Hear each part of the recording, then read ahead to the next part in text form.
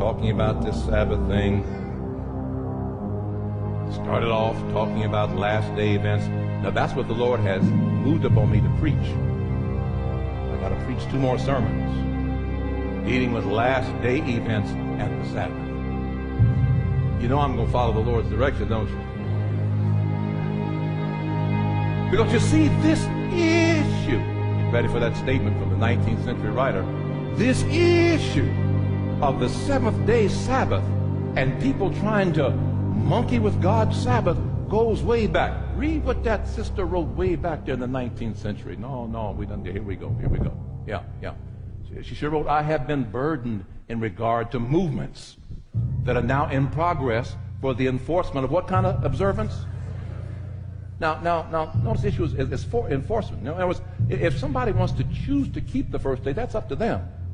But the concern is folks trying to force people. Let's keep going. Plans of serious import to the people of God. I'll read.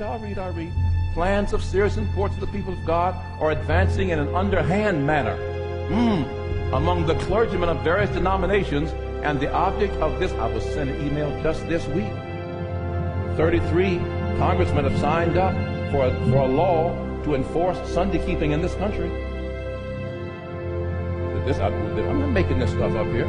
God are advancing in an underhanded manner among the clergymen of various denominations, and the object of this secret maneuvering is to win popular favor for the enforcement of Sunday sacredness. Now take your mind back to sermon number 3. I taught you in sermon number 3 that every state in this union but 2 already has Sunday enforcement laws.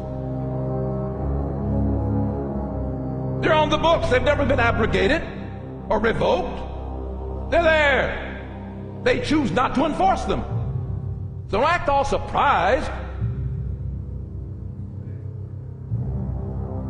This is nothing new here. But way back in the 19th century, the sister's saying, look, that was written in 1899. They were working at it in 1899. If the people can be led to favor a Sunday law, then the clergy intend to exert the She's writing in 1899, exert their influence to obtain a religious amendment to the Constitution. That's what these 33 congressmen have signed up for. They want an amendment to the Constitution making Sunday a national day of rest. But I just found out God's already got a rest, which He Himself created at the beginning. And He says, my problem is folks won't get in it.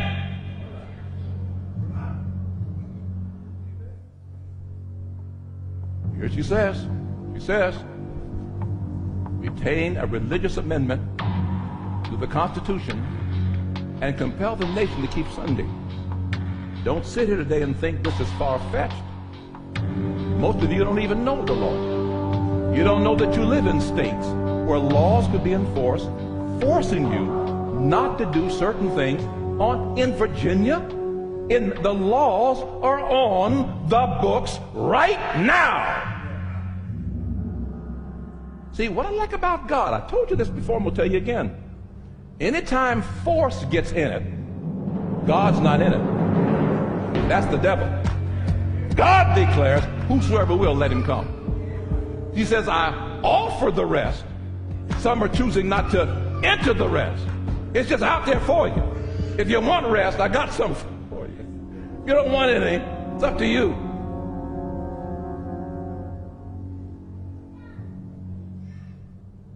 That's why your pastor keeps telling you, anybody who winds up in hell chose to go there.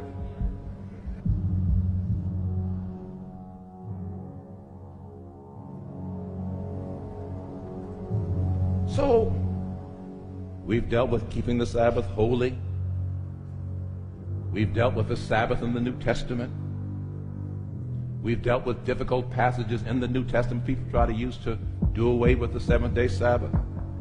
We talked about the sermon on the Sabbath and the law. We dealt with the issue that if you're going to do away with the 7th-day Sabbath, you have to change the 10 Commandments. Because the 4th commandment says, remember the Sabbath day to do what? So you can't just say, well, it's not necessary. Well, you mean it's not necessary? It's in the law.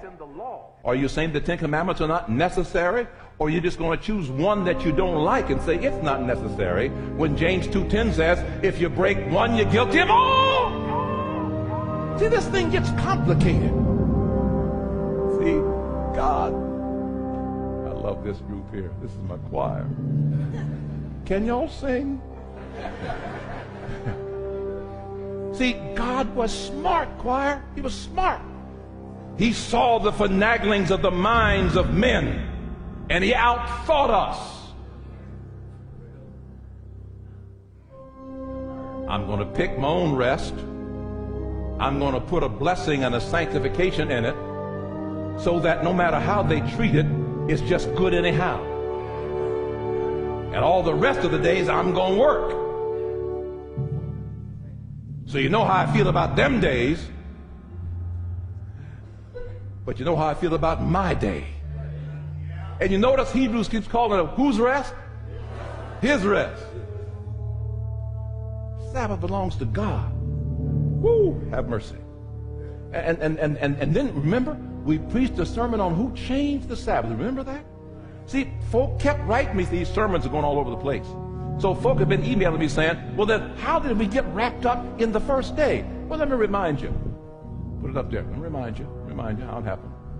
Yeah, here's how it happened. Read, come on, read. It pleased the church of God that the religious celebration of the Sabbath day should be transferred to the Lord's day. This is from the Catechism. The Catechism of the Council of Trent, by order of Pope Pius V. That's how it got changed. Let's read another statement.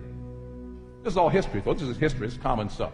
Come on. The Catholic Church, by virtue of a divine mission, changed the day from... Who wrote that? So I'm making no accusations. See, Daniel 7:25 said somebody would think to change times and laws. Well, one group steps up and says, we did it. We did it. They're not ashamed. They're not ashamed. They believe they had the power to do it. Next state. Yeah, here we go. Read. Is Saturday the seventh day according to the Bible and the Ten Commandments? I answer yes. Who's writing this? Cardinal Gibbons. A prelate in the Catholic Church. Second question. Read. Is Sunday the first day of the week? And did the church change the seventh day Saturday?